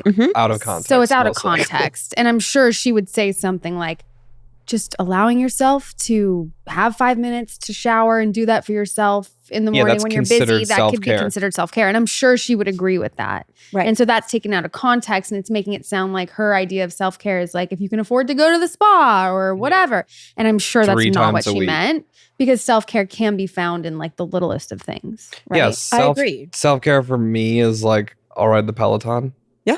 That's both of you. Or You share on the same. Get a bike. Yeah. Or like I play softball because it helps me turn my brain off. That's self-care. So do you think though that that's toxic if that messaging is being pushed like self-care is important? Do you think that when someone has certain privileges in their life that they should keep them to themselves because it could affect other people negatively? Or do you think it's good to share the things you do regardless of how they land on people? I mean, I think it's fine. Like, I think authenticity is most important. And Mm-hmm. if your authentic version is beyond means of other people, like, You shouldn't have to hide that. you shouldn't have to hide it, but it's also fine for people not to be able to relate to you anymore Totally. and just unfollow them. Like, because what are we're talking, this is like a social media conversation I don't know. for the most part. I don't know. I don't know. I didn't think of it as a Well, social- people social media. I think it's that there is a culture of like the health and wellness and self-care and all this, and it has become an industry in itself. I think there's more value coming to it than anything I do too. else. Like the fact that people are trying to prioritize self-care in whichever version Right. they can afford is more valuable than the people that are going to feel bad because they can't Right. afford Right. this version of self-care. But do you feel, and coming She's at coming you, at me. do you feel that there's a difference between sharing truthfully your experience? Like you guys plug your cars in, right? You talk about the charger for your cars. We know to have a car that you plug in, you're living a certain lifestyle, correct? No? Mm-hmm. Do you see a difference between authentically sharing your experience and flossing? Yeah, of course.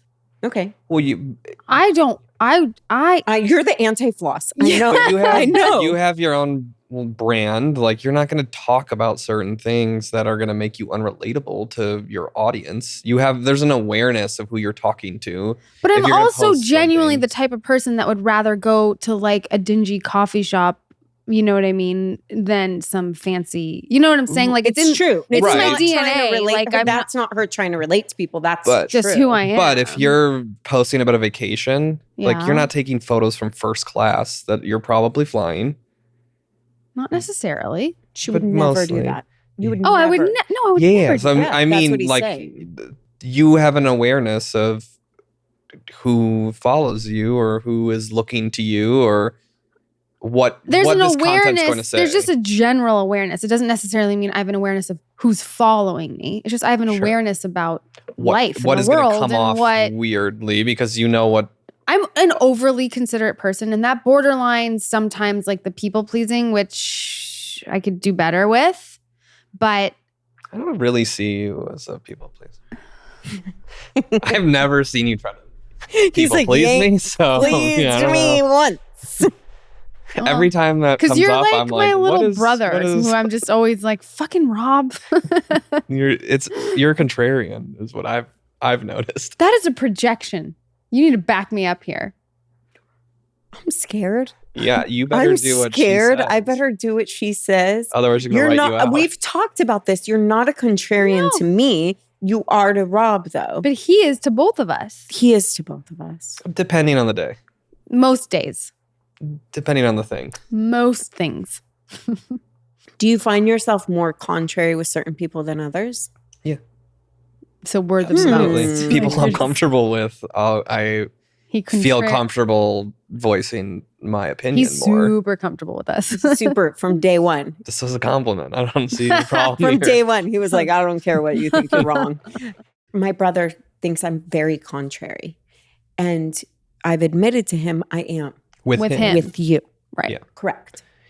I think because my brother and I, we're very similar in our relationships with our brothers. Yeah. It's because anything I would say growing up, anything I ever, he's always like, you don't know what you're talking about kind of thing, right? Right. So I think that has like trained us to just be contrary with them and like, you know, because they push our buttons. Snap back. Yeah. But here's the thing. I think it has to do with alignment of views or taste. Like, for instance, if he wants me to put Chipotle Tabasco on my burrito and tells me it's going to be fire, I may not like the taste of Chipotle. I hate Chipotle. Thank you. See, if you told It's the me, The smoky flavor, flavor. not the restaurant. Not the restaurant. You know, the the flavor. you Let's be know, clear. so it's not like I'm trying to be a dick. I'm not trying to be contrary. I don't like Chipotle, right? So But is there someone that could recommend that to you that you wouldn't be contrary about? If Roy was like, you need to try this I would try it. Chipotle I would try it. I would Koji try sauce. it. I would. Yeah. Yeah. Yeah. Yes. Go. So it does Dude, depend so- on where it's coming It from. does a little bit. Well, I mean, that's a hard case because he's clearly a chef. food god. He Right. knows. yeah, he knows. So the weight of it coming from him is different than your brother. Right. Yeah, but there now are I different feel people you're going to bad. listen to. Yeah, I would never if my brother was like I hate mushrooms. If But my he's brother l- was like, you have to try these mushrooms, I'd be like, fuck off. I'm not He's trying the literally mushrooms. an authority of food though. Yes. Like you But put him in the there are top 50 people- people in the world on I'm sure if there's food. someone you're trying to impress or I don't know. they'd be Yeah. like, Is they'd there be any- like, I love try that. Chipotle. And I'd be like, my favorite mushrooms. So when Rachel says she's a people pleaser, when you say you're a people pleaser, do you think it's to the people you're close with, or No. just people you don't know? There's different tiers and levels, Let's right? go. There's like the closest of the close. Like we can be 100,000% real no matter what, right? Yeah. I think we can still be polite with each other sometimes though, right? No, we're pretty real. Polite. Like you'll consider kind to each other. you'll consider her We're feelings. super nurturing and Yeah, yeah, kind and yeah. loving. right. But I don't Like- feel like you people please me. No. Like transitional lenses. No, because like You remember weren't when I rude about it. like remember when you What? you weren't ready to break up with like your long-term high school boyfriend? Yeah. And you were really going through it, and I was like, "Oh, you're over it. It's done." Yeah, And that was that was mean. not people pleasing. That was being real Yeah, because you you were were over not. it. People pleasing me. You do not people please me. I know. I don't At all. people please So you. that's why I'm trying to figure out this whole people pleasing thing. like who does it apply to? Yeah. Because you talk about it. Are you trying to say I'm two different people? No. No. Sorry. I'm inside wondering joke. if we can let go of the story that you're a people pleaser. I don't know. It's just sometimes, when you're still in that really like polite phase. You think we are? No. With friends. But I am still that. I can still be that way. With me. No, you can No. be considerate I'm always considerate. and thoughtful, but that's not people pleasing. I just mean like if you're new friends, right? Mhm. But you don't make any of those. I do. I'm just kidding. You do. I do. You do more than me. I do. I used to not. Yeah. Like there was definitely a time where I didn't have to, kind of, right? But I'm really happy with the ones that I have made now. You've made good Because new your kids get older mom and friends. school. I've made very good mom friends, and I'm super like grateful and appreciative for them. Yeah. And I'm always considerate no matter what. Mhm. But then there is that like not trial period, but like there is that period where you're still like, no. Like I'll do that and I'll get the kids Got and it. I'll do, and you do that too. Like you would do that too. I understand. You know what I that. mean? There's Yes, like yes, that yes, certain Yes. certain like phase where, and it's funny because I talk about one of like my newer friends who's a mom friend from school. Like we're both like, we're such people pleasers. Like we both are like, no, you, no, I'll do it. No, I'll do it. And we like laugh at each other. We're like, oh my fucking God. Like we're such people pleasers. This is never going to stop. No one's ever going to do anything because we're Right. No each one's ever other. going to go Yeah. in because we're like, but we acknowledge it and we talk about it, And then when you get more comfortable, And you're like, yeah, pick them up. yeah, it's like, yeah, if you could do that, it would really help me That out. would be great. Whatever. So there is like that phase, but I do that, but I'm always considerate no matter what. I do. I do. Okay. But you get that. You'd be the That same I get. exact way. I would. Yeah. So, And we would but do I that- don't think that's problematic, is it? I don't think so. It's only in circumstances like I explained with the curling iron when I was in fourth That's grade. problematic. Where you're getting burned. Yeah. And I didn't Physically- say anything. Physically I burned. literally just stood there like getting my ear burned like to a crisp. And it was really painful. And I just sat there and didn't say anything. Yeah, that hurts. That's weird. That's like, that's issues. Yeah. You know? Yeah. Mm. Mm. Mm. Mm. Mm. Mm. Do you people please at all? Yeah, of course. To who?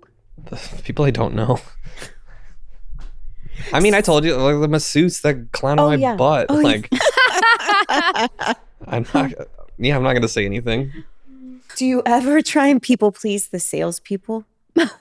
Because I do. I'll find myself wanting to buy something because I don't want to come. Yeah, you don't across- want to walk in and not get something. That's so ridiculous. It's so ridiculous. I can walk away.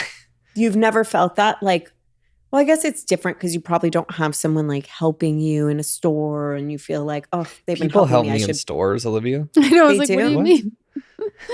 mean? What do you, wait, I don't understand. Like, I don't know. You go and try on a bunch of clothes at a time. yeah. You do? Yeah. I didn't realize guys did that. You think I just been picking things out Rob of likes them? nice clothes, so Yeah, I but I could thought see they- him going and Like, I doing thought they all like that. ordered them or something. I mean, I mostly both. do that now. That's what I thought. And then Do you go to Mohawk General? Mohawk, no. No. What's Mohawk General? Rob, it's near you. Didn't we get him something from there? We almost did. Because we were going to pick out clothes for you for your birthday. Actually, that's what I didn't pull the trigger on. Yeah. I could still do that. Yeah, Would we're you be going weird to if we still picked do out that. clothes for you? No. You would trust us, right? Yeah. Okay. Well, we know one thing we can do. That's what we were going to do. I know what happened. Us. There That's was what a happened. reason. Like we were deciding between three You different were on things. vacation for 2 months, and then I was you were traveling. She gone was all the time? traveling. We've definitely been So gone. much traveling. So much Go. traveling. Rob is really good at bowling.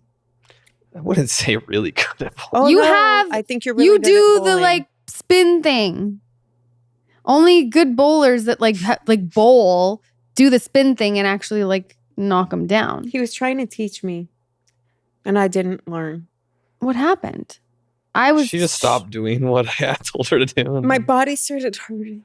Like, you know? It can like be painful. you can get sore. You just went back to using 2 hands. Olivia does use 2 hands through her legs. Like, did you see Nicole doing it though? Yeah, I did. Sure did. And she was fucking slaying. That was only because of her nails.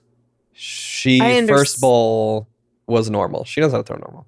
Yeah, she knows how to, but then she was like, "This." Do you feel pressure going bowling if you're like with people you don't know super well, and like you go up in front of everybody, and you're like, did you feel pressure?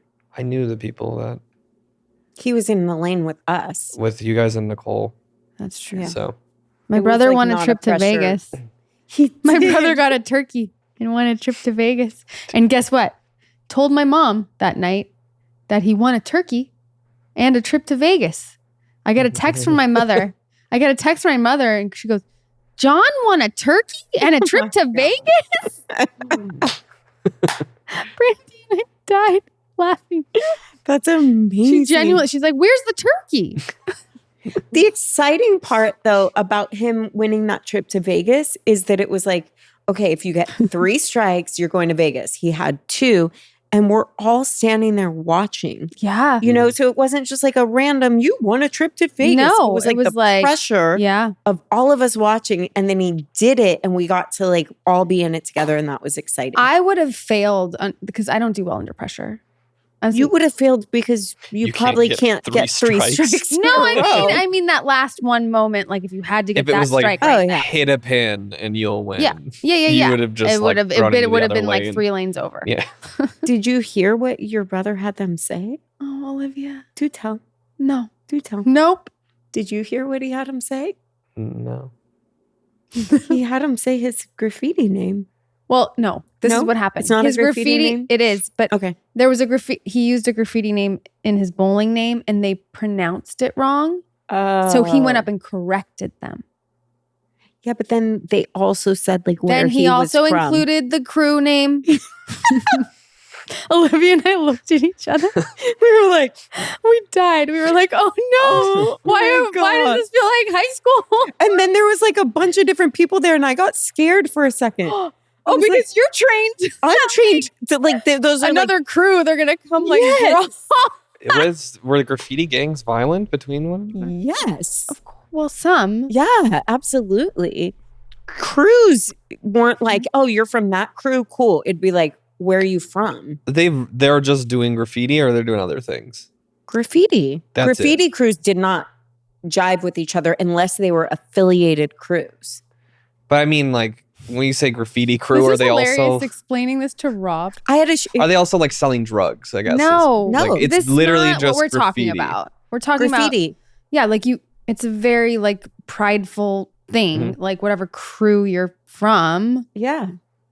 Anyways, it was a thing. I mean, my brother's an artist though. He still does graffiti art. It's not like he's in some like he's not tagging the local high school. Yeah, no. Well. No, but yeah, Olivia and I, we looked at it, we died. Yeah, I did. I got nervous because then I saw you were like, all the people around, and I was like, there's a rumble about shooting at my house as a teenager. Like, I thought you were going to say crew? The other day from a graffiti crew in my home because of a painting you had up in the house. No, because it was like one crew showed up and the other crew didn't like. That Olivia crew. has a whole other life that nobody knows about. Everybody knows now. They sure do. So when people start claiming crews, I start shaking. She had like PTSD. That's just a little. Because to me, the crew thing is more like turf for drugs, and there's like no. Rob's like, when you're a jet all the way to the left, to the left. But there's like a financial reason why you don't go on someone else's turf because this is just clout. Yeah. Just is straight. It a California thing? I don't know. I only grew up in California in the valley, but it was like these crews got clout and they got their name and fame and like the all bigger of that. crew The bigger and like, you were, the more bombing you did, the more yeah. whatever, the more prestigious you were as a tagging crew. I don't know that we had that in Chicago. I'm sure you Oh, did. Chicago for sure had 100%. tagging crews. Sure. And the other things. But yeah, You it know was what I gang. mean? I remember Yeah. we moved into an apartment in Lincoln Square, and there were like all these tags going up, and the like alderman left notes saying there was like a turf war going on between the gangs. And I just keep picturing West Side Story and I'm dying. Me too, because he's like, it's a turf war. Yeah, it's a And- turf war, and there's like dun dun dun dun. But there were like Dun, dun, dun, shootings dun. and stuff too for that. But I'm It's pretty sure Chicago, that there's was Yeah, everything. Chicago. That was for drug sure. related. Chicago, my goodness. Yeah. No, things would get gnarly just on names.